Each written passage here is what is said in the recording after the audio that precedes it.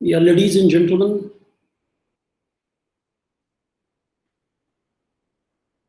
a very warm good morning to all of you.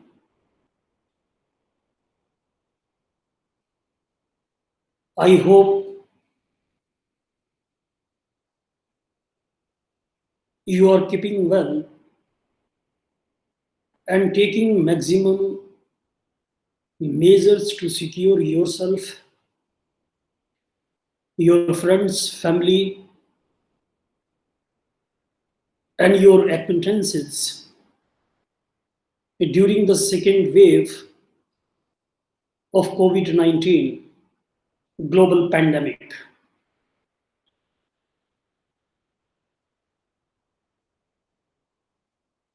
I continue where I have left yesterday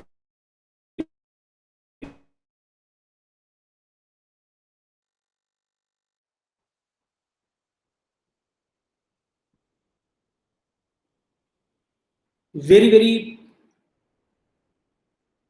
important stage in our interactions on international refugee law.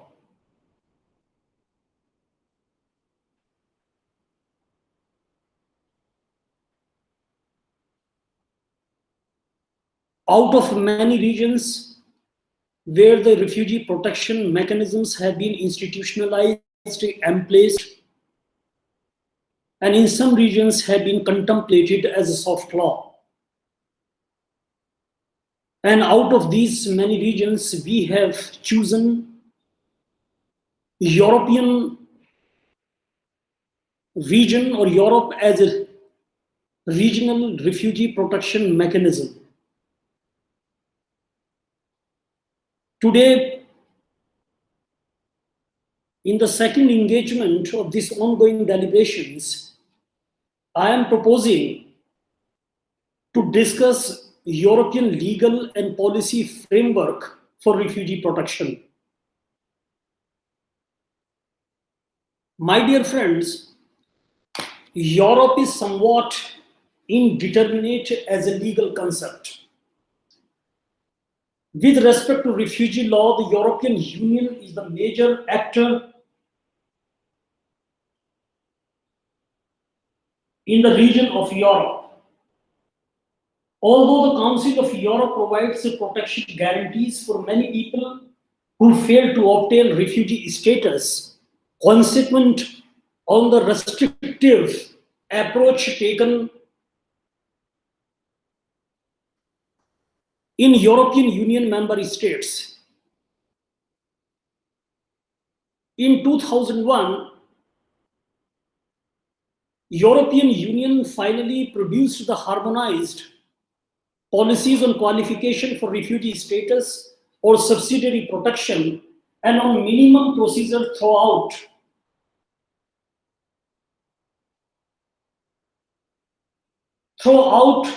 the 25 called for in 1997 Treaty of Amsterdam. My dear friends, the principal criticism of the approach of the EU towards refugees is that it has combined asylum with immigration. My dear friends, as you are already well acquainted, that immigration law is about controlling entry, whereas refugee law is about providing international protection.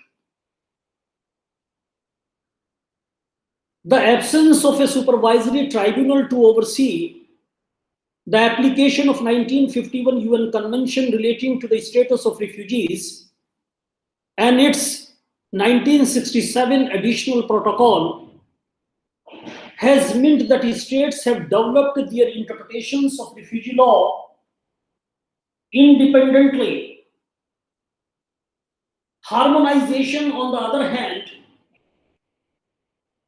inevitably leads to equalizing down at the expense of the refugee when it is attempted to attune those independent approaches. Taken together with the link to migration, particularly irregular migration, the focus within the European Union is on members and so-called bogus asylum seekers. With an immigration control mentality, my dear friends, and this immigration control mentality driving refugee policy, it is little wonder that the approach of the European Union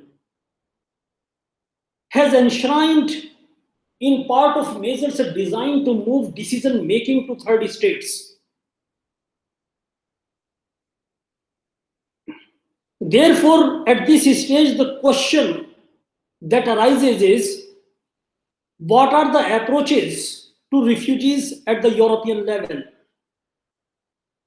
Whenever we are deliberating the concept of European response to refugees, then what exactly are the policies, programs, and initiatives which is reflected in the approach of the European nation states or European member states, and how these approaches have been successful in addressing the problems of refugees.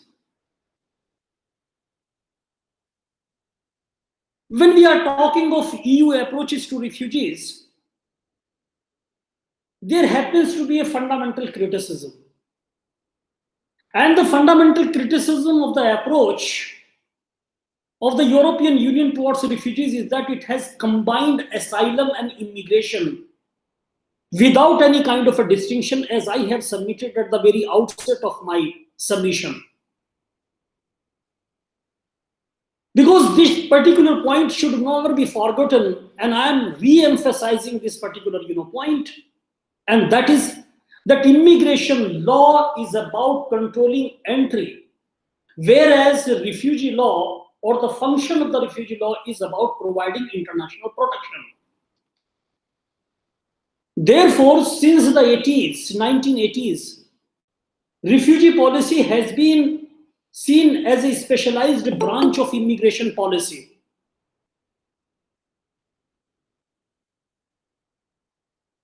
European unions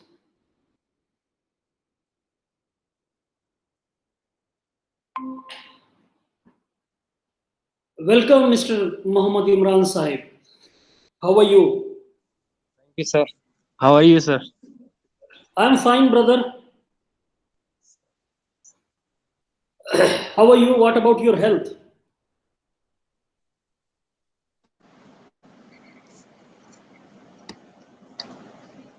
Is it okay? Yes, sir. Yes, sir. I will make available this particular, recording to all of you. I have been trying to make available all the recordings, but because of the, amount of bytes, it is very difficult.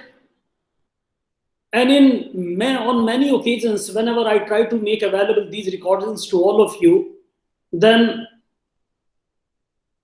I could not be successful. Anyway, since there is only one student and that is you today, so I would definitely try to make it available. Yesterday we have started, Mr. Imran, various regions. At the regional level, what kind of a refugee protection or the protection to refugees is available? This is what we have been deliberating since yesterday. Though yesterday, majority of the students have attended this online class on international refugee law, but today, I am really disappointed that nobody has turned up. Though I have started my deliberations because I wanted to record.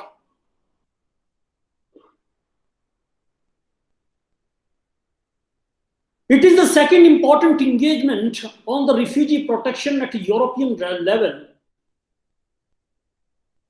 And I am, speaking on one particular, dimension of the refugee protection at a European level, that is the European approaches to refugees. And at the very important dimension, you have joined. I have been talking of the fundamental criticism of European response to refugee protection. And I have been emphasizing, my dear friend, and I am repeating it. When we talk of refugee protection in the context of European response, then in European nation states, we find that the European nation states have combined asylum with immigration. And that is the biggest disservice to the cause of refugee protection, because immigration law is about controlling the entry in European nation states, whereas refugee law is about providing international protection. Therefore, it has created a lot of challenges. Since 1980s, my dear friend, refugee policy has been seen as a sophisticated branch of immigration policy. Because European Union's internal border policy led to greater restrictions at the external borders, which inevitably impacted upon applicants for refugee status. At one level, refugee law since 1945 has been a part of attempts to states to regulate the movements of people across borders and trying to deal with, my dear friends, migration and refugee status through resettlement programs for a few skilled, highly dexterous workers from amongst those who have been displaced, who have been denied the country of origin since their expertise. If repatriation became possible at one point,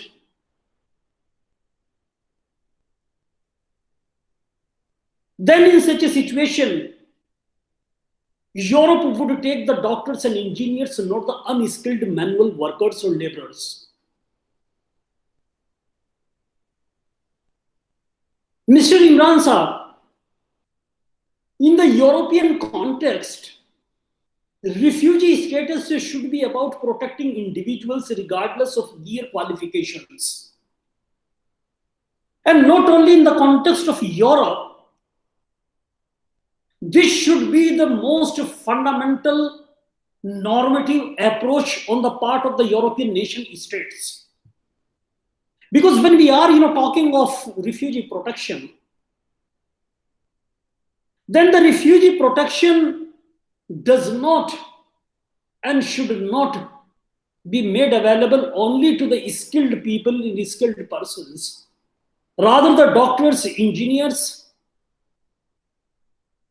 as well as unskilled laborers qualify for refugee protection, because when we are talking of protection, we are talking of protecting humanity.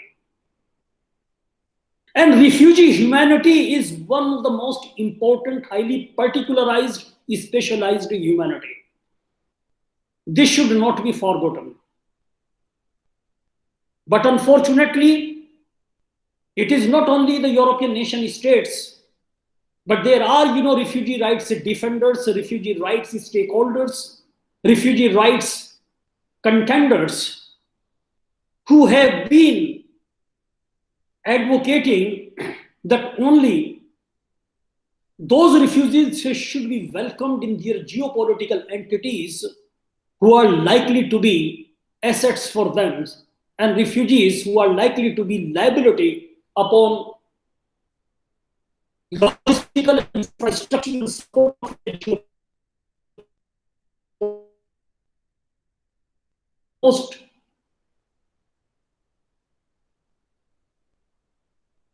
dangerous approach on the part of the nation states. Mr. Imran, European Union is one of the central players in the international community in terms of migration and asylum legislations and policies. Composed of 27 countries after the exit of Great Britain, European member states that were traditionally sending countries, but which have become key destinations for migrants and refugees from all over the world in the past more than half century. This is a point which I have also raised yesterday. Mr. Imran, if you take into account the last few years, then we have seen the resurgence of emigration flows from some European member states into other countries and regions in the world.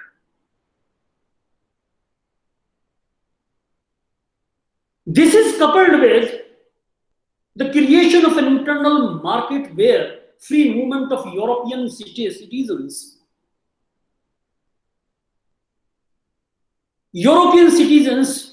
is ensured, and the establishment of an area of freedom, security, and justice, whose external borders are jointly controlled. Decreasing opportunities for legal migration and increasing economic and security complications in countries of origins often force people to migrate irregularly and often ending up being victims of exploitations for labor, sex, and other, extraneous and ulterior motives. This has created a very, very murky situations in the context of, how to manage migration. Because the high demand for low skilled and low cost labor in the global north, coupled with well established informal labor, and such kind of practices in distinctions in transit countries, and bad information about legal migration channels have finished the equation that benefit smuggling and trafficking networks. Number of complex policies and legislations have been adopted in order to address these ongoing trends.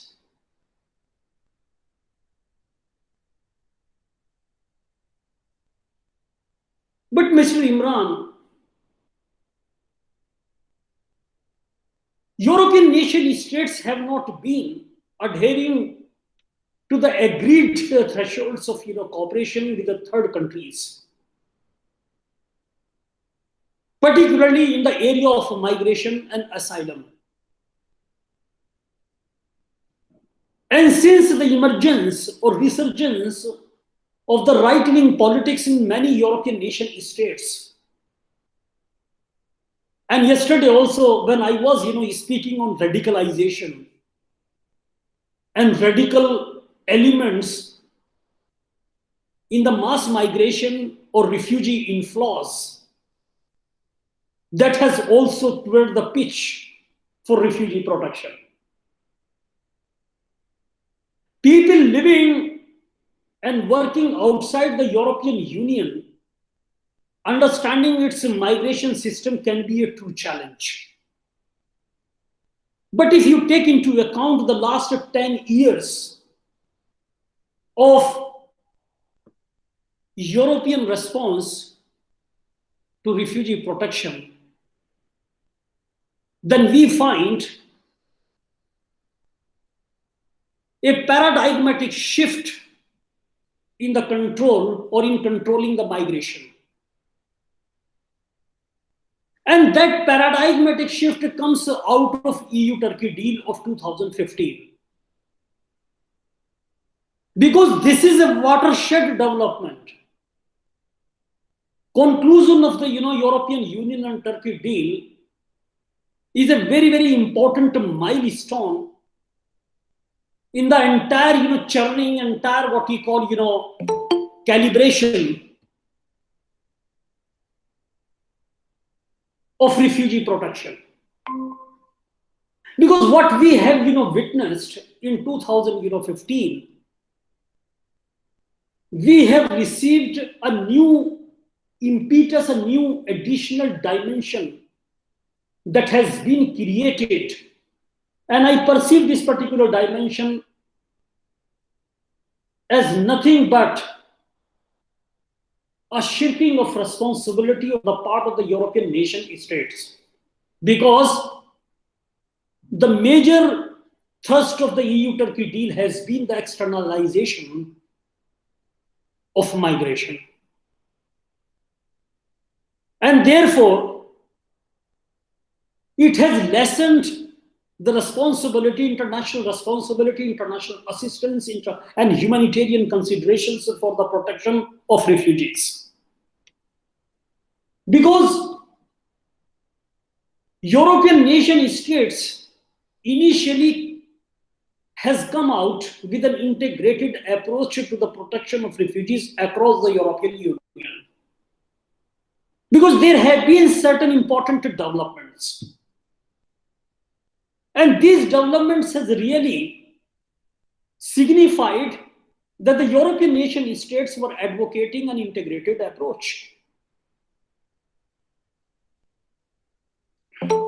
For example, in 1999, European Union heads of states and governments meeting in Tampere, that is a place in Europe, called for the establishment of a common European asylum system, which is known as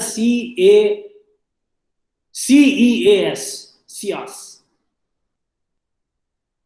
And since then, asylum has been considered an issue to be tackled at regional level, and in this case, it is the European Union level.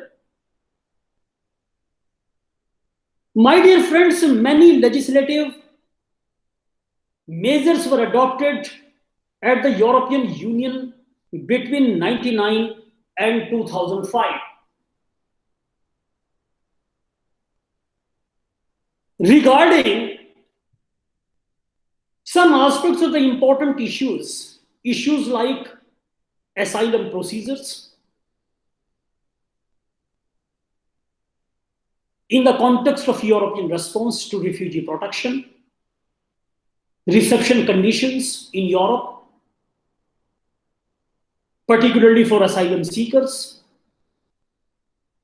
idea of responsibility, what kind of a responsibility? Responsibility for examining an asylum applications and qualifications to become a refugee, and so on and so forth. My dear friends, European Council requested in the Hague Programme further development of the common European asylum system. Sometimes we are also using common European asylum policy. But in 2007, European Commission presented a green paper to launch a debate with all relevant actors about the common European asylum system and how should it take an input which he is likely to receive. During this particular debate, immensely subsequently contributed to the preparation of the EU asylum policy plan, or you may also call the European Union asylum policy strategy. The basic and the most fundamental purpose, my dear friends, of this policy plan at the European level has been to present all the initiatives the European Commission planned to make in the subsequent years. Particularly, it has come out for a 2 years policy program, and that was exclusively meant, and that is started from 2008 up to 2010. And in order to complete the second phase of the common European asylum system, it has further, my dear friends, generated certain important trends. Trends which have been identified in the policy plan at a subsequent stage, particularly these trends a relatively lower number of asylum applications in the European Union. There have been divergences in the level of protection granted by the member states from the European Union. And we have also witnessed the increasing utilization of the subsidiary protection status instead of the traditional refugee protection or refugee status, or we may also call it the 1951 Convention status. Then here lies another important incidental question. And that question is, what are the objectives of CEAS, Common European Asylum system. What are the objectives? My dear friends, there have been many objectives of this particular program, and you should try and you should be well versed whenever such kind of a question, and there is every possibility that you may have a short note in your ensuing examination, enter an examination on CLASS. One of the most important objectives of the CLASS is access for those in need of protection. It means accessibility to protection. Objective number one. Objective number two, establish or provide a single common procedure for refugee protection. Third important objective is to create a uniformity of status, refugee status, for asylum and for subsidiary protection. Another important objective, my dear friend, there has to be an incorporation, there has to be an envisioning of the gender parity in the refugee status. It means gender considerations has to be taken into account, and common European asylum system at the same time must appreciate the needs of vulnerable groups. It is also expected as one of the objectives of the common European asylum system is to ensure and to advocate the practical cooperation. At the same time, CLASS has to determine responsibility and support solidarity within the European Union and between the European Union and the third countries or outside the European Union nation states, whatever the countries are available at bilateral level, at multilateral level, or at trilateral level, it must ensure responsibility and solidarity. Another important consideration, another important objective of the common European asylum system has been, my dear friends, or it is one of the objectives of the common European asylum system is that it has to ensure coherence with other policies that have an impact on international refugee protection mechanism. At the same time, common European asylum system has to ensure, my dear friends, the international agreements, and in particular, the implementation of 1951 UN Convention relating to the status of refugees, along with its additional protocol of 1967. There were many other important objectives, but chiefly speaking, these were very, very important, prominent objectives of this particular arrangement, which is popularly known as the common European asylum system. Then it also, generates a very, very important question, and that question is, which strategy should be adopted to achieve these objectives? How to achieve these objectives, these goals? Then there are, my dear friends,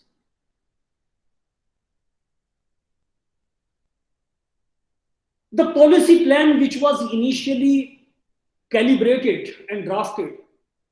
In that policy plan, we found three important or three-pronged strategy.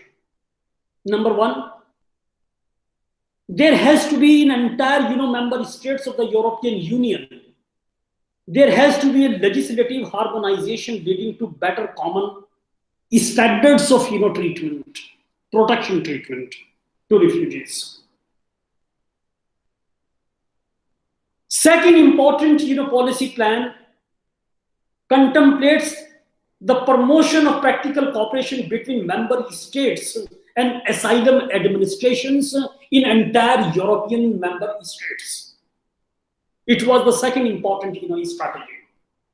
And the third has been the enhancement of the threshold of solidarity and responsibility for protecting refugees among the European nations member states. If you take into account the very first, my dear friends, and that is legislative harmonization.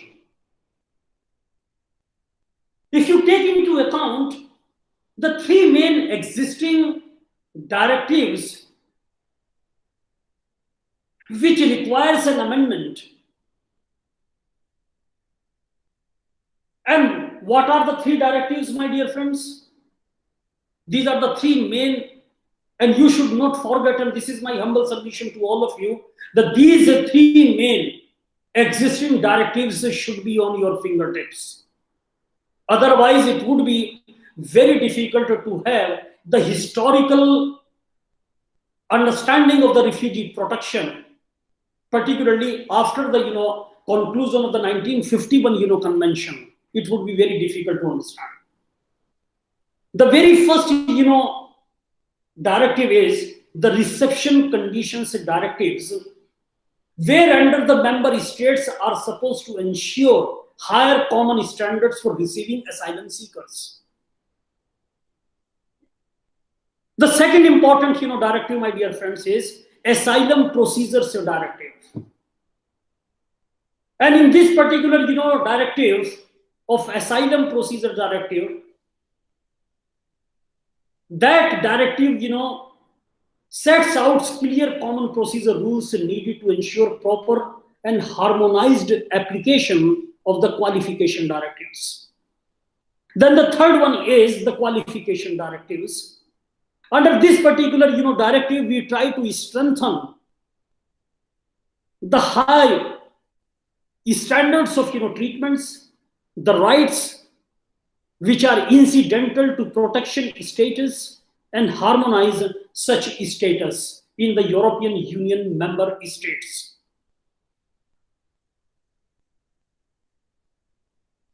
We have been talking of practical cooperation.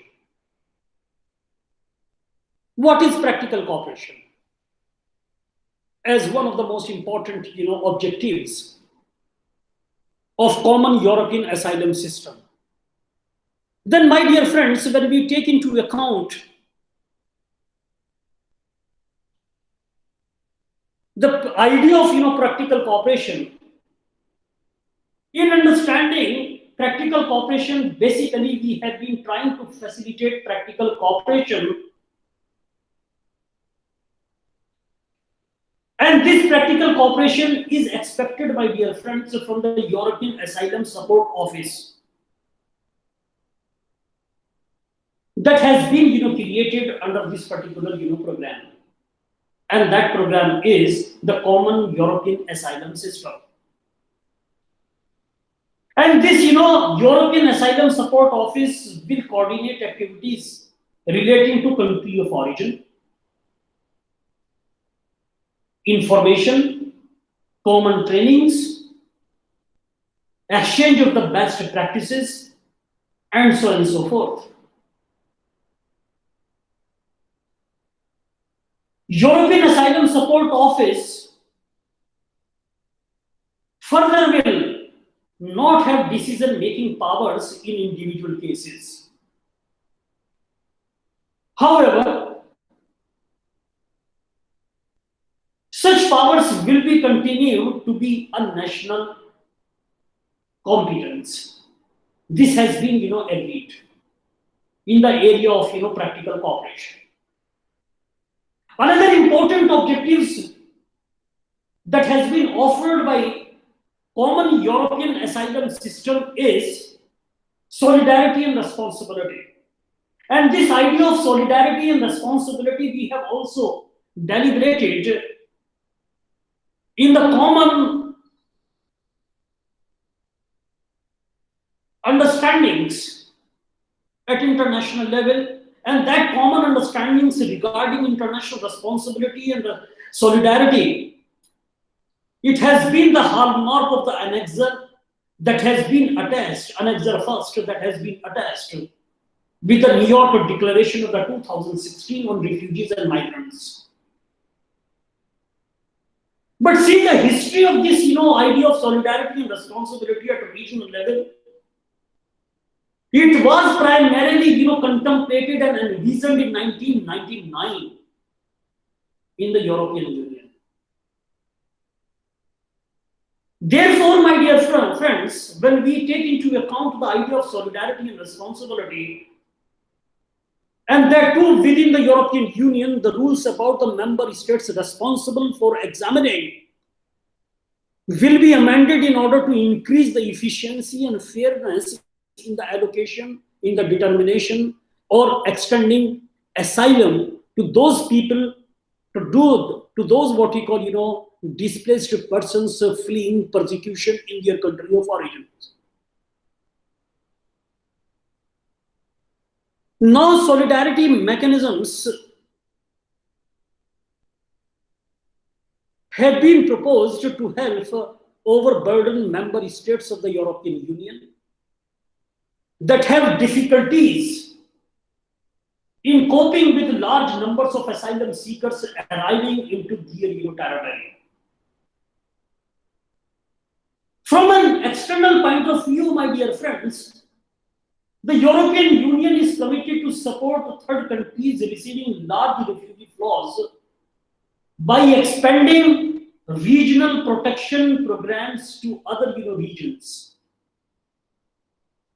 by establishing an EU-wide voluntary resettlement scheme, by enhancing the accessibility of the European Union member states.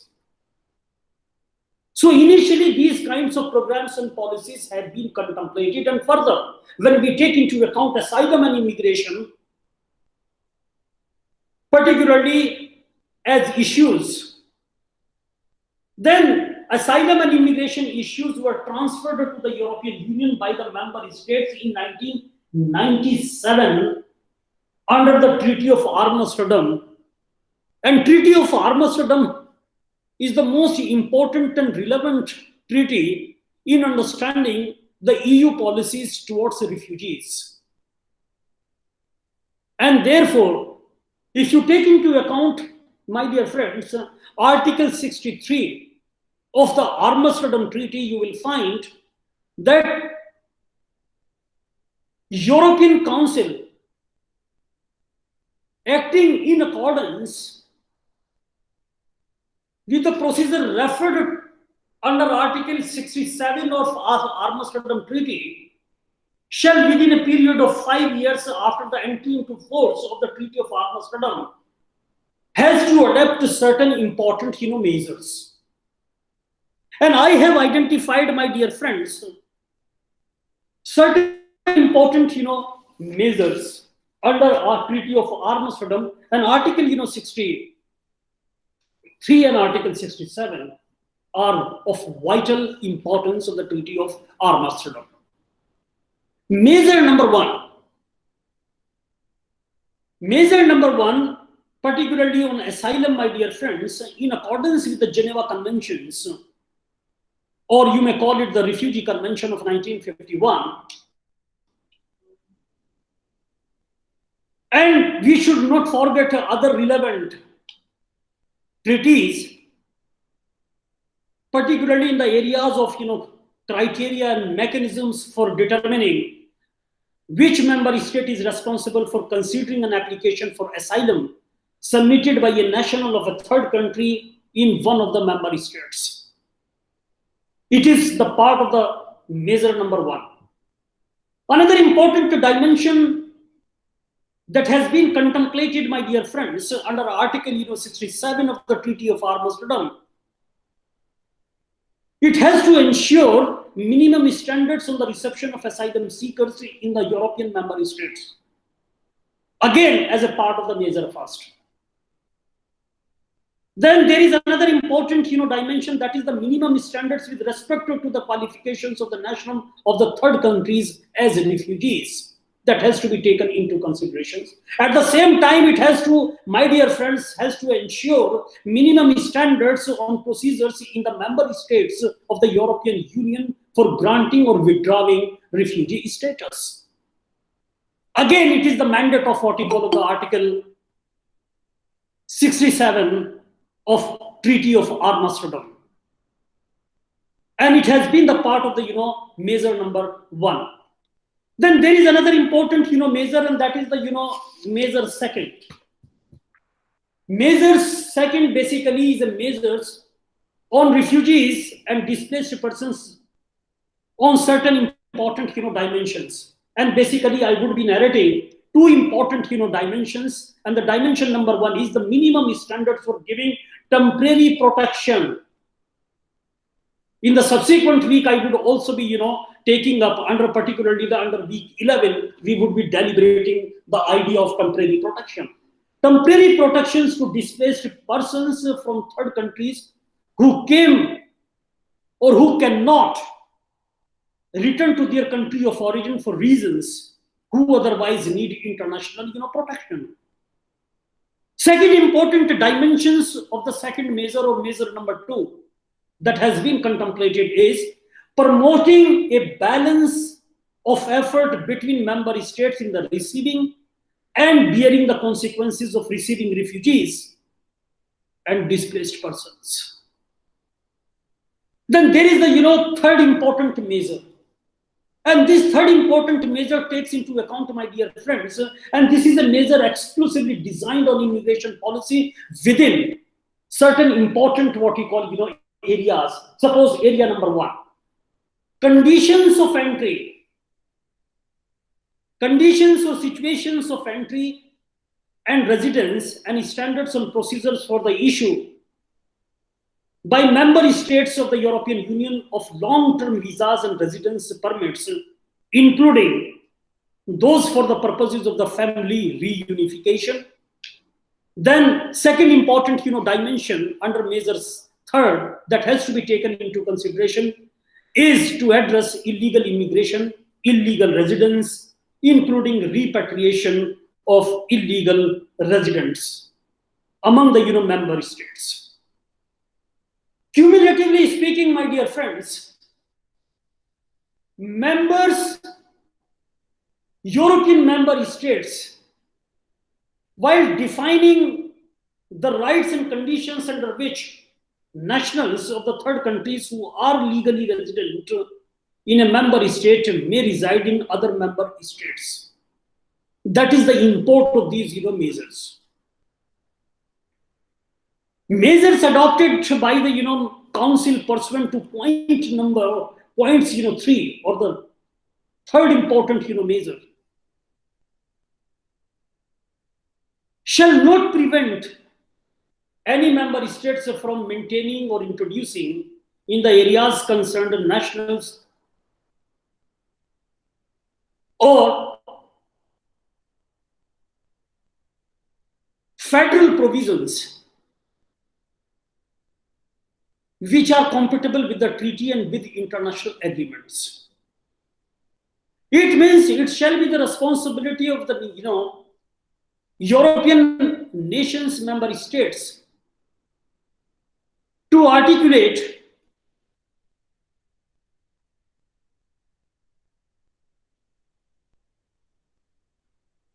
that under these measures which have been contemplated under this particular program, which has started at Tampere program and subsequently after Tampere program, it was the initiative that was undertaken by the European nation states, particularly the EU member states, as common European asylum system. And thereafter, in 1997, my dear friends, the Treaty of Amsterdam has also contemplated this entire cycle of measures. So under Article 67 and 63, it has been provided under the Treaty of Amsterdam, my dear friends, that the national governments would be competent enough to legislate on agreements which are of an international character, at the same time, which are of a regional character. So minimum standards of treatments may also be legislated upon. At the same time, my dear friends, when we are talking of these three measures, that the measures to be adopted pursuant to certain important what we call points which are relating to the 5-year period of evaluation, then these measures should be adopted by the member states at the national level. We should not forget, my dear friends, that the Treaty of Amsterdam marks the start of current EU-driven policy. Current EU-driven policy, particularly how to address and how to ensure refugee protection. And let me make a reference again of the Tampere European Council meeting of October 1999. Under this particular meeting, we find some additions, some important additions of parameters for any analysis of the European approach to international refugee law. If you take into account the presidential conclusions,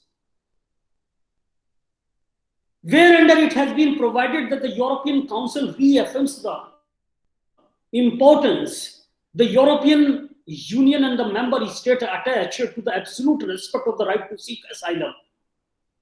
Because the international agreements are also there, international soft laws are also there, particularly the one declaration which is known as the Universal Declaration of Human Rights, that should not be forgotten on this particular point. Therefore, my dear friends, the establishment of the common asylum policy would be based on the full and inclusive application of the Geneva Convention. Geneva Convention here means, my dear friends, the Refugee Convention. Therefore, ensuring that nobody is sent back to prosecution. For example, maintaining the principle of non-refoulement, it shall be the responsibility, my dear friends, of the European Union member states without any kind of restriction or exception. Because the Council of Europe has also stressed the importance of consulting United Nations High Commissioner for Refugees and other international organizations for extending humanitarian assistance, aid and advice and protection to the refugees who are seeking or knocking the doors of the European nation states. My dear friends, it is the laws and not the statements by which compliance is generally judged. Therefore, Treaty of Amsterdam acknowledges that not even all European Union states will necessarily adopt all the measures promulgated under Article 69. But they have to ensure this particular article of the Treaty of Amsterdam, it should be the part of their national legislation. Here, it becomes very, very important to understand what exactly are the contours of the Article 69 of Treaty of Amsterdam. Then we should try to understand this particular treaty. Let me read this particular treaty for you. Article 69 of the Treaty of Amsterdam goes like this, I quote, "The application of this title, visas, asylum, immigration, and other policies related to free movement of persons shall be subjected to the provisions of the protocol on the position of the United Kingdom and Ireland and to the protocol on the position of Denmark, and without a prejudice to the protocol on the application of certain aspects of Article 14 of the treaty establishing the European Community to the United Kingdom and to Ireland." Article 69 reinforces the difficulty in asserting and assessing any so-called European-wide level of compliance. So this is how this treaty has created a lot of exceptions, as well as, and cumulative impact of these this kind of a treaty is that under all circumstances, the fundamental principle that is considered to be the soul of the refugee protection, it should also be ensured. I mean, the doctrine of non-refoulement must also be implemented at the European level. And therefore, in such kind of a what we call situation, non-refoulement under all circumstances must be implemented, because it is the ethos, it has been the normative consideration of 1951 convention relating to the status of refugees. Because European nation states should not forget that immediately after the conclusion of the Second World War, it has been, it was realized by the European nation states that there happens to be a refugee problem which is of intra-European character.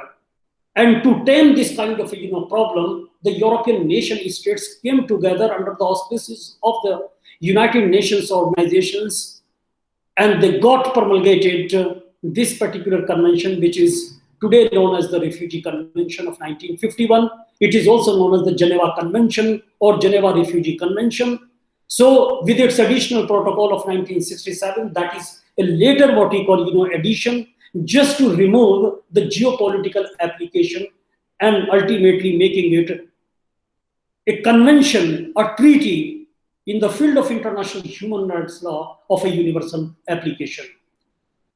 And to understand, my dear friends, it is equally important, and it would be my recommendation to all of you, that you should also try to understand what exactly is the idea of Council of Europe, and how the Council of Europe operates, how does it function, what exactly has been the mandate of the Council of Europe, what is the structural hierarchy of the Council of Europe, what has been the mandate of the Council of Europe, under what circumstances this particular regional mechanism, which is known as the Council of Europe, has been promulgated.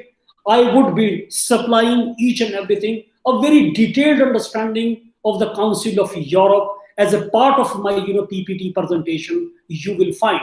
But before I proceed further, it is equally important that there are some other important, as we have deliberated, that there are conventions in other fields, international conventions, international human rights treaties in many disciplines, in many areas, which should also be taken as an element of complementarity, as an element of supplementarity, as an element of compatibility in enhancing the thresholds of the refugee protection. Because if refugee protection is not available under 1951 convention, then the 1951 convention should not be underestimated or cavilled. Rather, other important international conventions must also be consulted. So cumulatively, we have to consult to realize refugee protection under 1951 convention. We are supposed to consult all the available conventions of a human rights character, including what we call those conventions which do not have a humanitarian what we call character. So basically the idea is that the refugee protection under all circumstances must be achieved, and therefore the same yardstick is also applicable within the regional context. Because if European what we call convention, particularly on refugee protection, if European response is not adequate, if European policies, European approaches, European infrastructural support, European governmental policies, European administrative functioning, European structural response for the protection of refugees, everything is considered insufficient, inadequate, then we should not worry. Because at regional level, at European level, whatever the human rights conventions are available of a regional character, each and every regional, what we call, human rights convention must be consulted and must be made available to ensure refugee protection.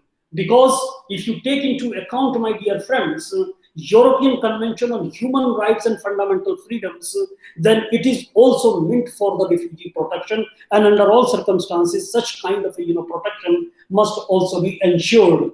Because it is equally important, my dear friends, to invoke human rights provisions of the human rights conventions, because if you take into account 1950 European Convention on Human Rights, that establishes a single permanent system to control and protect human rights, and that is why it has also came out some kind of a institutional framework which is known as the European Court of Human Rights. Anyone, my dear friends, who claims that his or her rights have been infringed, violated, repined, or circumvented may lodge a complaint if no further legal remedies are available in the national courts. So regional mechanisms can be resorted to.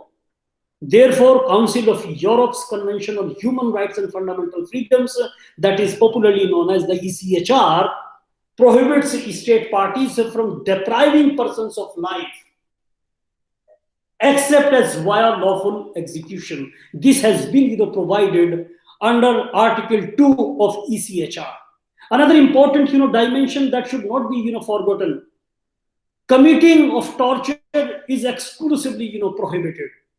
We are also having an international convention against torture of 1984, but at the same time, at the European level, we are also having under what we call one particular article that should not be forgotten, and that is Article 3 of the European Convention on Fundamental Human Freedoms and Fundamental Human Rights. So where the commission of torture has been what we call prohibited. Therefore, it also includes, my dear friends, obligation not to return persons to territory in which he or she would face risk of having these rights violated. The right to what we call personal life, except via what we call lawful execution, or except procedure established by law, or except what we call rule of law,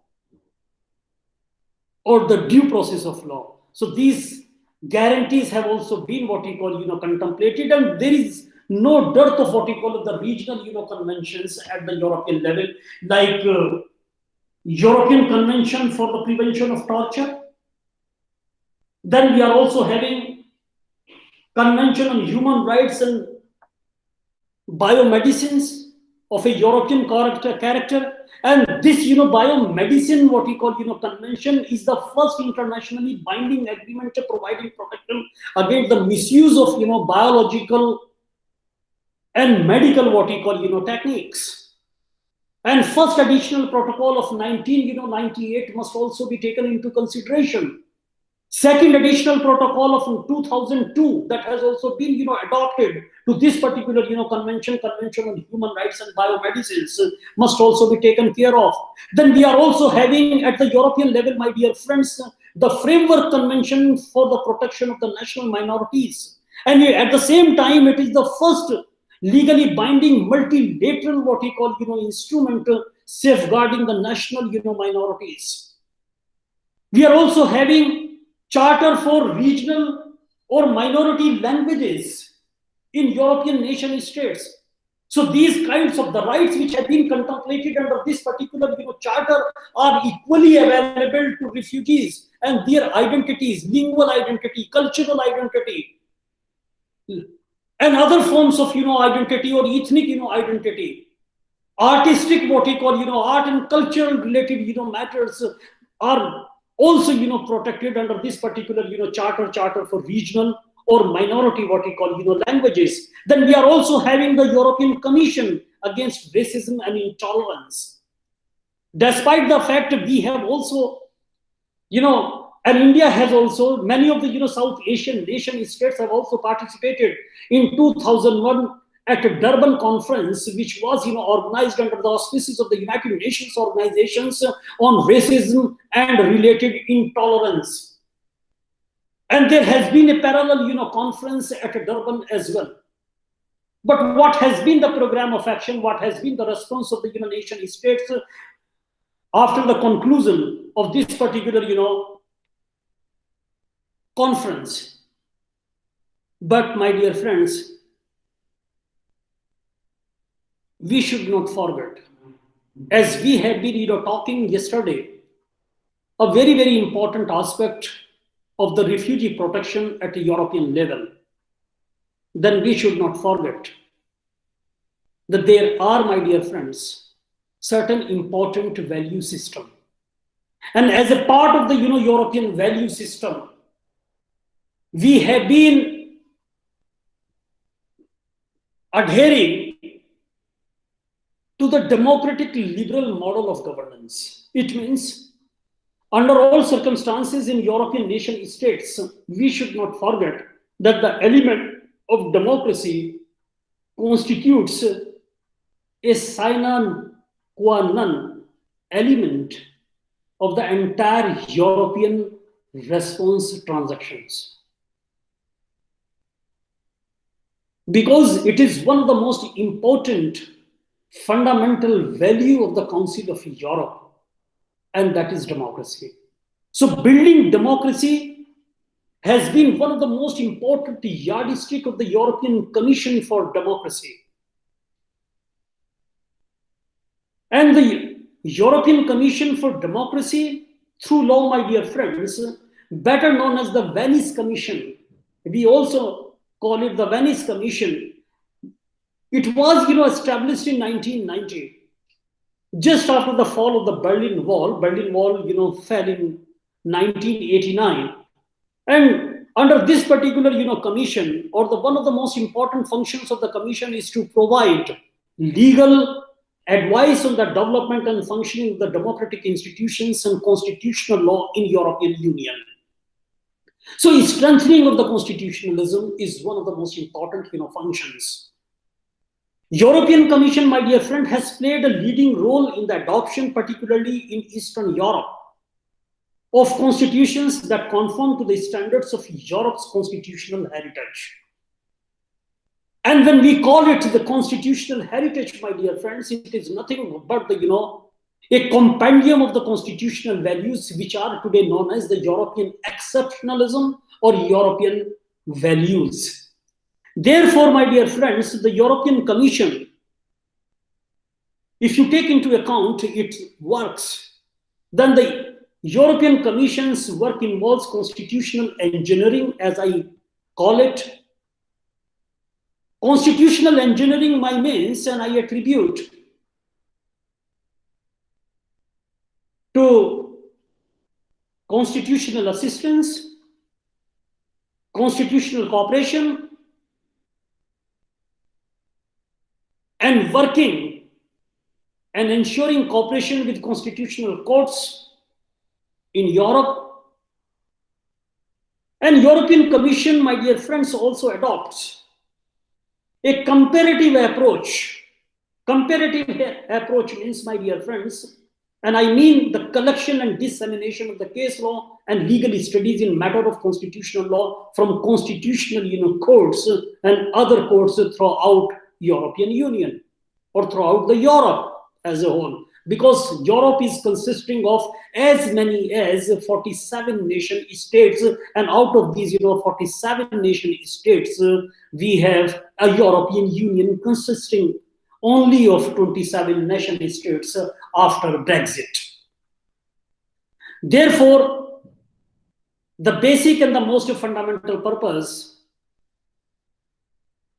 of the Council of Europe, as well as the European Commission, which is also known as the Venice Commission, established in 1990, is the function, one of the most important function, the building of democracy. Second important function is the social cohesion and social rights. Because there is another important charter which is known as the European Social Charter that also comes for the rescue of refugees. whereunder we European nation states or European member EU member states also contemplates refugee protection under this particular European Social Charter, together with its additional what we call protocols, and that is the counterpart of the European Convention on Human Rights. My dear friends, European Social Charter safeguards fundamental human rights, including the right to work, right to professional training, right to fair play, right to fair pay, and right to have better working conditions, right to have union membership, right to social and medical assistance, and there are many other important rights, including the right to social security. These kinds of rights, my dear friends, have been contemplated under this particular European Social Charter. This European Social Charter has, in the subsequent years, my dear friends, particularly in the year 1996, have been revised. And under this revision, we find and strengthen European Social Charter, whereunder measures for sex equality and recognition for rights in other areas, such as the right to decent housing, was also added. And it has been cast upon as a social responsibility. Then under this particular charter, there has been a committee which is popularly known as the European Committee for Social Cohesion. And this particular committee, my dear friends, monitors the Council of Europe's social cohesion strategy. Unfortunately, such kind of a mechanism is absent in the SARC grouping. We have created and established the SARC, what we call SARC grouping in 1985, but we do not have these kinds of what we call measures. We do not have the regional commissions under the SARC, what we call grouping. But as a student of international refugee law, I sometimes contemplate that we should also have a SARC social charter, where strengthening of multiculturalism, strengthening of democracy, and strengthening of diversity must also be the mandate. I would be further elaborating my line of argument in the subsequent what we call in the next week, where we are supposed to deliberate the SARC response to refugee protection. Another important purpose, or one of the purposes of the European Committee for Social Cohesion, has been of setting standards and monitoring compliance with the legal instruments, developing policy projects in member states, and promoting research and analysis of what we call social what we call variety. Another important dimensions which requires our attention, and that is, my dear friends, how to protect citizens. Then we are also having, and the protections which have been contemplated for protecting citizens in the European nation states also extendable to refugee protection, or to protecting refugees. There is another what we call chain of conventions, like European Convention for the Suppression of Terrorism. This is under this particular program we should protect, as I have you may recall my yesterday's deliberations, where I was talking of the radicalizations and radical element in refugee groups, how they have basically criminalized refugee migration. Then there is another important conventions, and that is the Convention for the Separation of Terrorism and the Convention on Extradition. Then Council of Europe has also adopted the criminal and civil law conventions on corruption. Another important, GRECO, it's an abbreviation, GRECO, Group of States Against Corruption, which is popularly known as the GRECO. GRECO also, monitors implementation of these, conventions who have been designed by the European member states on criminal and civil law branches where the issue of corruption has been addressed. Then we are also having another important convention for the protection of the European citizens, and the contemplations and the guarantees for the protection which have been contemplated under this convention are extendable to refugees as well, and that is the Convention to Combat Cyber Crimes.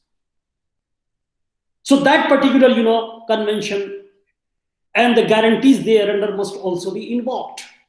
Then again, we are also having some other important what we call, dimensions, particularly cultural and natural, heritage in European nation states.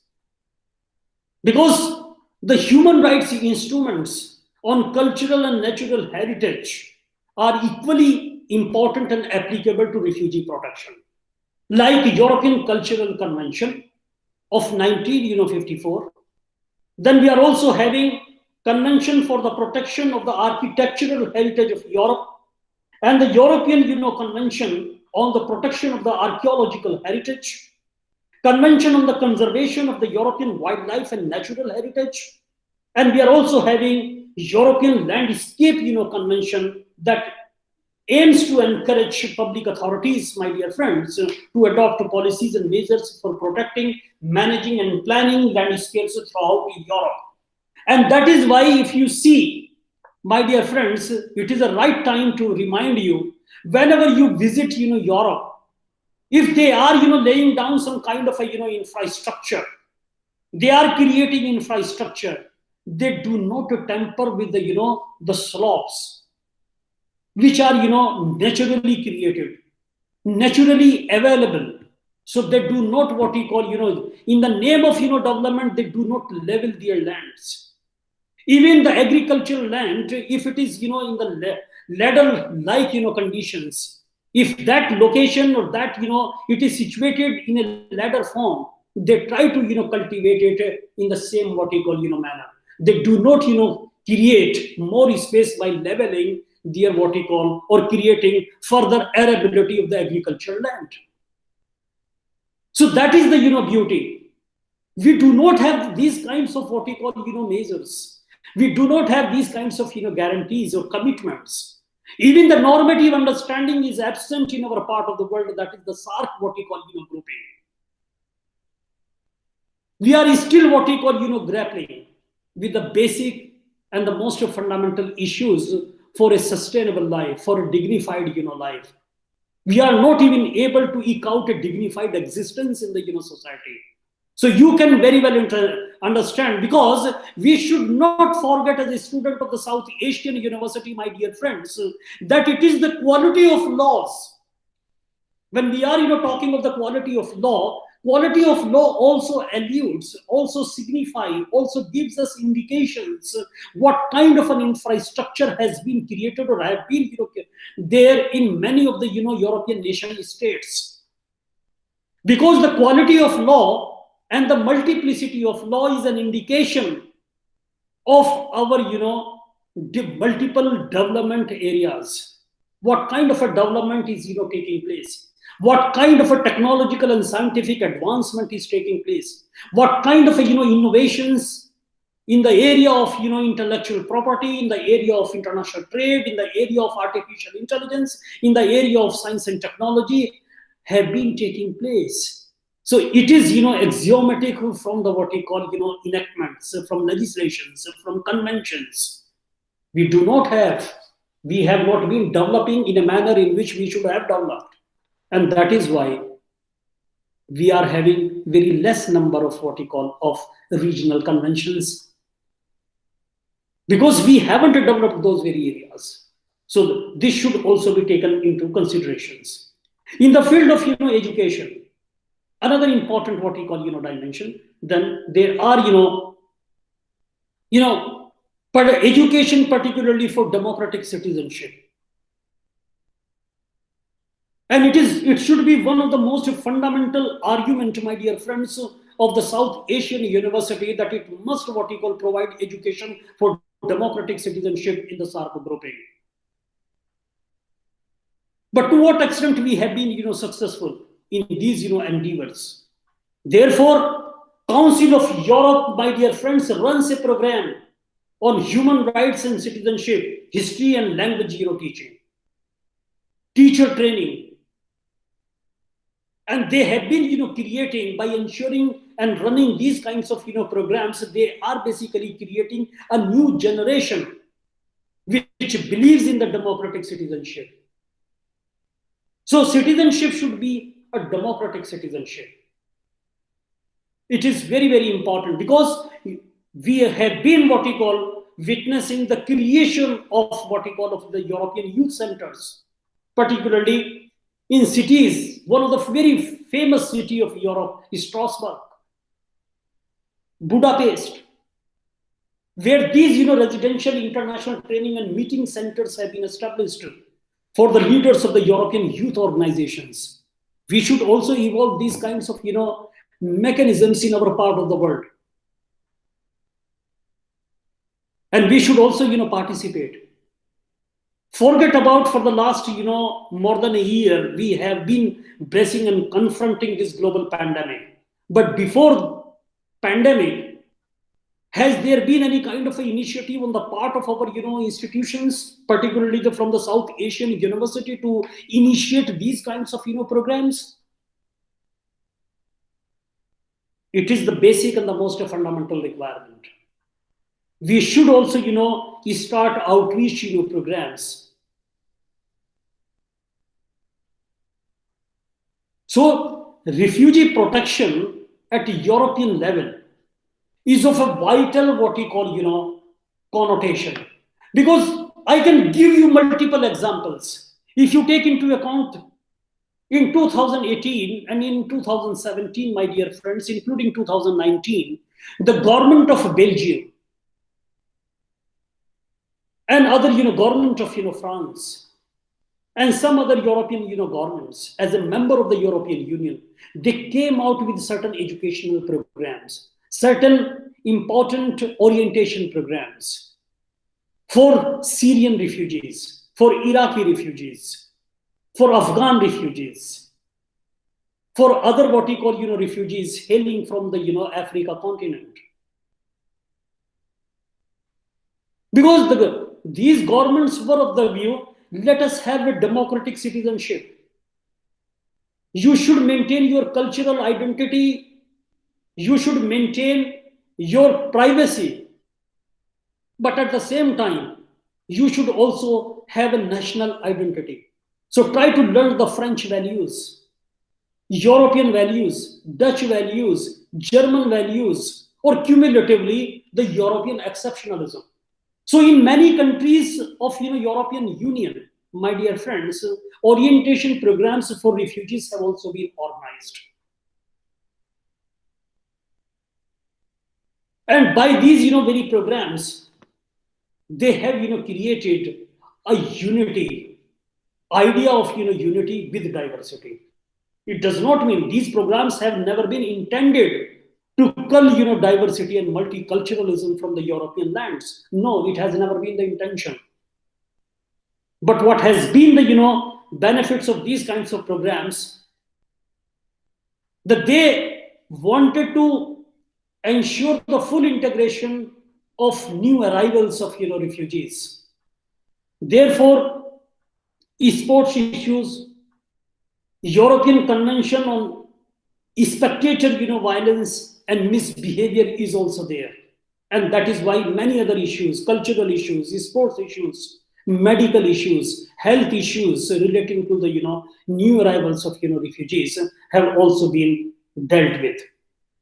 Another important what we call European Convention that is available and that should also attract our attention, that is the anti-doping European Convention or European Convention on anti-doping. Because this convention enables states to collaborate in doping control what we call programs. And that is why they have also, created the idea of European Union law. We do not have. That is why we should also try a commonality of law among the SAARC nations. And these conventions are known as EU acquis, or you may call it a body of legal obligations, a body of laws at European level. And that is why we are also having the idea of European Union law. What is European Union law? My dear friends, European Union law, historically called European Community law. Therefore, the European Union law in its current form is a body of treaties and legislation, such as regulations and directives, which have direct effect or indirect effect on the laws of European Union member states. And my dear friends, there are three sources of the European Union law: primary law, secondary law, and supplementary law. These are the three important sources, and the main sources of the primary law are the treaties establishing European Union. And cumulatively speaking, this is known as the European Union law. And the secondary sources, my dear friends, include regulations and directives which are based on the treaties. The treaties are the primary sources of law or European Union law. Therefore, legislatures of the European Union is principally composed of, my dear friends, of European Parliament and the Council of European Union, which under the treaties may establish secondary law to pursue the objectives set out in these what we call treaties, which is considered to be the primary source of European Union law. So this is how it should be what we call understood. So this is how the refugee protection is being implemented in European Union, and this is how European Union has been implementing certain important measures directed towards the protection of refugees. But I must what we call deal with this idea of phases, because entire refugee protection canvas should be divided into different phases, and how these phases have been there, and to what extent the actions, programs, initiatives, lawmaking has taken place in these phases, and to what extent these phases has really enriched the idea of refugee protection in European Union. Then the very first phase, my dear friends, starts, and we witness development and consolidation of the common European asylum system. It starts, as I have already submitted, it starts from 1999 and goes up to 2005. And under this particular phase, the harmonization efforts of member states, European member states, brought about the building blocks of a new system setting common minimum standards. I have already submitted that there have been certain important directives, like the qualification, like reception, like what we call minimum standards of treatments. Then additional measures, we have what we call, in the name of the additional measures, we have created in European nation states certain important what we call regulations, and these regulations have contemplated some infrastructural what we call facilities in addressing the refugee flows, particularly the Eurodoc system. Eurodoc system has been created in the year 2000. Then the idea of the temporary protection, that directive is also available. It has been created in 2001. Then we are also having subsidiary protection directive of the 2004. So this is a very, very important what we call directive in the form of measures. Then we are also having some important what we call understandings, particularly, my dear friends, relating to artificial intelligence, which is presently being utilized by the European systems. If you take into account how border management is being managed, how border control is being manned, then we find application of modern day technology. Application of modern day technology is known as the application of the artificial intelligence, or you may call it the application of the international software law. And this particular application has also presented some important dimensions which has created a systems like Eurodoc, systems like Frontex. Under the Eurodoc,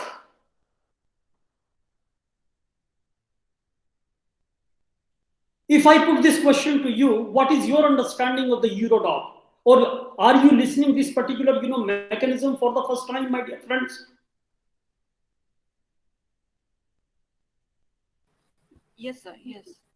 I Yeah. haven't heard about this earlier. Okay.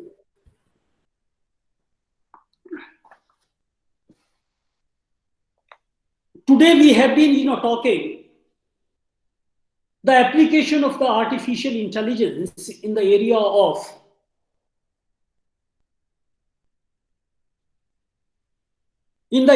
refugee response, in the area of determination of refugee status, in the area of the determination of the biometric identity of the refugees, in the area of determining the credentials, identities, movements, crime records of individuals hailing from a particular nation state who happens to be on the move as refugees or seeking refugee status or seeking asylum from the country of origin to the country of destination.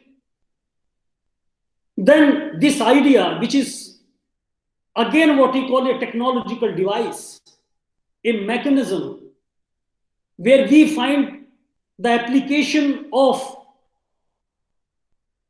algorithms that it used in computer applications, and which is today known as these algorithms, designed softwares are applied and has created and given us a new what we call vision, and that vision is known as artificial intelligence. Though the entire journey of the artificial intelligence has started in the second quarter of the 20th century, and at the third quarter of the 20th century, in the year 1956, a true what we call visage of artificial intelligence was presented in the public domain for the consideration of entire world community by Jen McCarthy. So Eurodoc is one of those creations. It is one of those what we call inventions, and under Eurodoc, what we generally try to what we call see, there we find an establishment of a system for comparing fingerprints of asylum seekers and some categories of illegal immigrants. It is Eurodac. It means it is a system which is having a Europe-specific application. Under this particular system, whenever we apply, we try to collect additional data, particularly EU country of origin, sex of the person, the place and date of asylum application or the apprehension of the person. We also ensure, we also collect the reference number of a particular individual, data on which the fingerprints were taken, and the date on which the data were transmitted to the central unit. So these are some of the important, facets of the Eurodoc. I mean, in terms of, function. It is basically the Eurodac, regulation that establishes an EU asylum fingerprints database. If you take into account the previous version of the regulation is still valid, but on 20th of July, my dear friends, in the year 2015, when the new one has also become applicable, it means an improved version of the Eurodoc has been set into motion. My dear friends, when someone applies for asylum, no matter where they are in the European Union, their fingerprints are transmitted to the Eurodac, that is the central system. Eurodac has been operating since 2003 in EU and has proved a very successful IT tool, but I call it artificial intelligence mechanism or artificial intelligence tool. Some updates were, however, required, in particular to replace the delay of transmission by some member states to address data protection concerns and to help combat terrorism and serious, what we call, crimes against humanity. If you take into account and analyze the key achievements of Eurodoc, you will find that the new regulation improves the regular functioning of the Eurodac. I mean the new version that was adopted in 2015. Eurodoc sets new time limits for fingerprints data to be transmitted, reducing the time which elapses between the taking and setting of fingerprints to the central unit of Eurodac. My dear friends, Eurodac also ensures full compatibility with the latest asylum legislations and better address data protection requirements. Until now, the Eurodac database could only be used for asylum purposes. But new regulation now allows national police forces and Europe, and particularly the police at the European level, which is popularly known as the Europol, to compare fingerprints linked to criminal investigations with those contained in Eurodoc. At the same time, even in India, in Germany, and many other European nation states, social security numbers, as we have been having in India, Aadhaar, cards, these mechanisms have been what we call, profiling individual citizens. And they are basically having the storage or stored the biometrics of all individuals at one place. And in case of, European Union, these refugees and their personal data is collected. It is altogether a different story, my dear friends. If a particular individual as a refugee is making an application to country A, then he is submitting his entire data to country A. It does not mean that if he is, because the Eurodoc has basically removed the multiplicity of applications, asylum applications or refugee status applications. If somebody has made an application to Germany, then the entire data would be collected in Germany, but it would be shared at a European level. So that removes the requirement of multiple applications. And prior to the Eurodoc, when the Schengen Treaty of 1985 came into existence, and subsequent what we call treaties, including the Amsterdam Treaty of 1997 and other important treaties like Nice Treaty or Treaty of Nice, they required, or other immigration what we call policies as well as the refugee policies that required multiple applications. But today the scenario has already been changed, because we are having, or Eurodoc has basically facilitated the strictly controlled circumstances and only for the purposes of the prevention, detection, and investigation of serious crimes of terrorism have also been made easy for this, for the, or by applying or by making application of these kind of system in addition to the refugee protection. Because Eurodoc provides specific safeguards, including a requirement to check all available criminal records, as I have submitted. Because when we are having the collection of individual credentials in the central database, then we are basically limiting the searches. And limiting the searches only to the most serious crimes such as murder and terrorism. And in addition, my dear friends, prior to making a Eurodoc check, law enforcement authorities must undertake a comparison of fingerprints, biometrics against the visa information system. Law enforcement checks may not be made in a systematic way, but only as a last resort when all the conditions for the access are fulfilled. No data received from Eurodoc may be shared with third countries. There are certain important limitations which have also been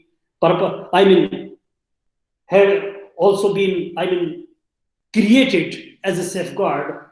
Some exceptional circumstances may warrant the requisition of information from these kinds of databases. If you take into account Article 1st of the regulation of Eurodoc, and Article 1st simply lays down, my dear friends, and that is the legal basis of the Eurodoc. Article 1st says, Eurodoc is a system known as Eurodoc is hereby established, the purpose of which shall be to assist in determining which member state is to be responsible pursuant to the Dublin Convention for examining an application for asylum lodged in a member state and otherwise to facilitate the application of the Dublin Convention under the conditions set out in this regulation.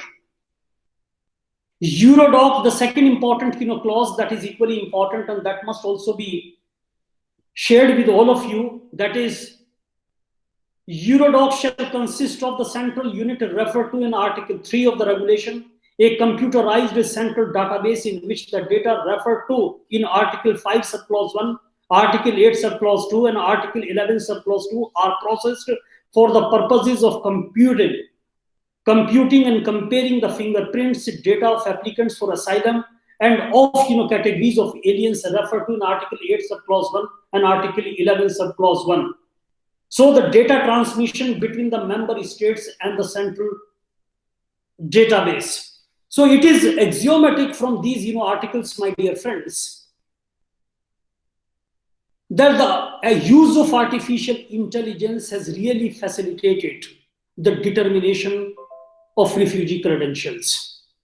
So use of science and technology is equally important.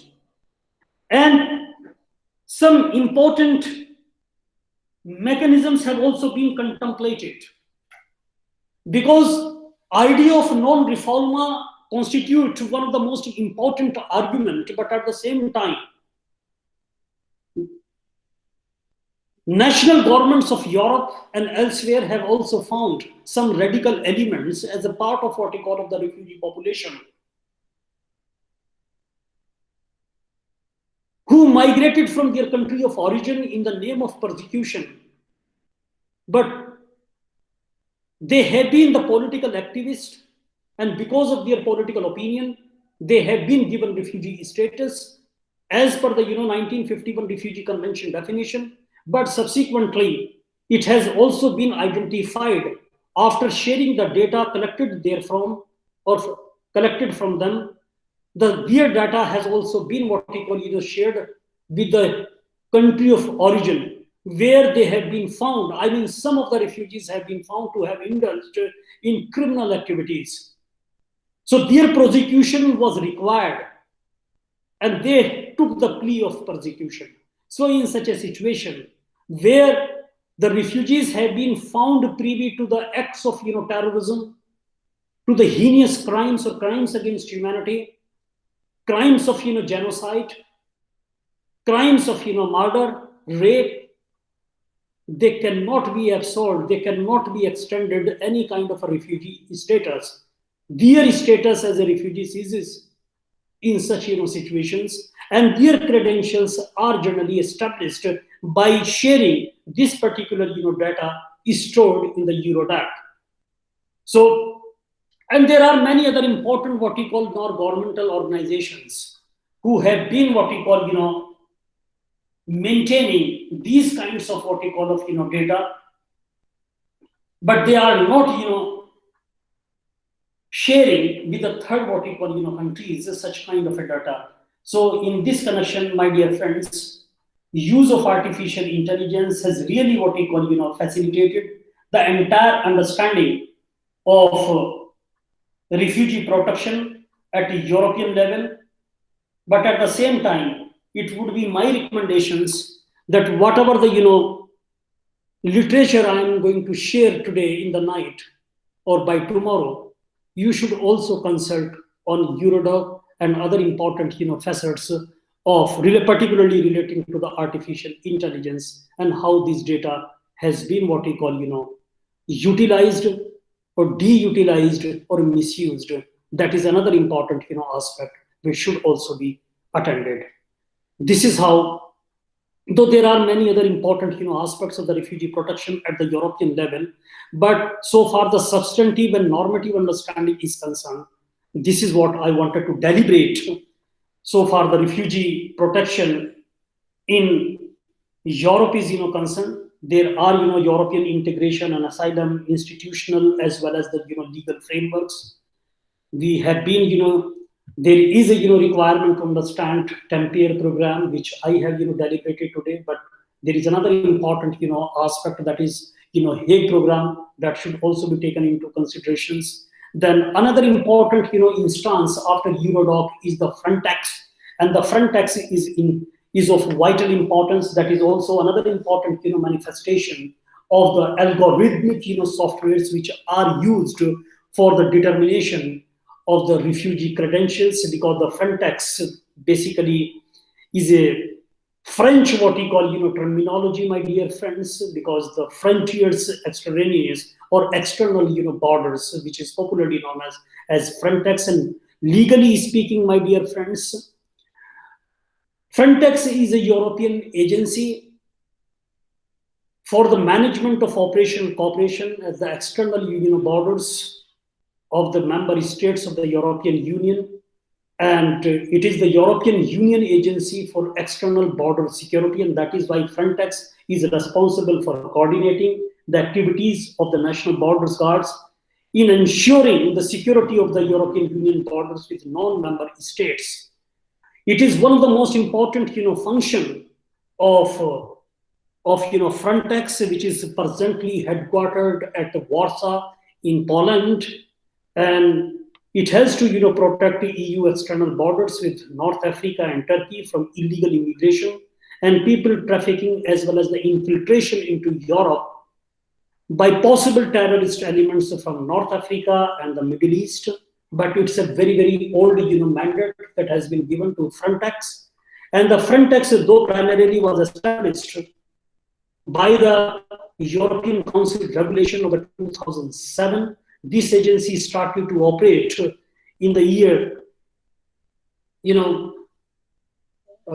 the subsequent year, and was the first EU agency to be based on one of the new EU member state from 2004. But after this Frontex, what we call agency, there are other important programs like Stockholm programs.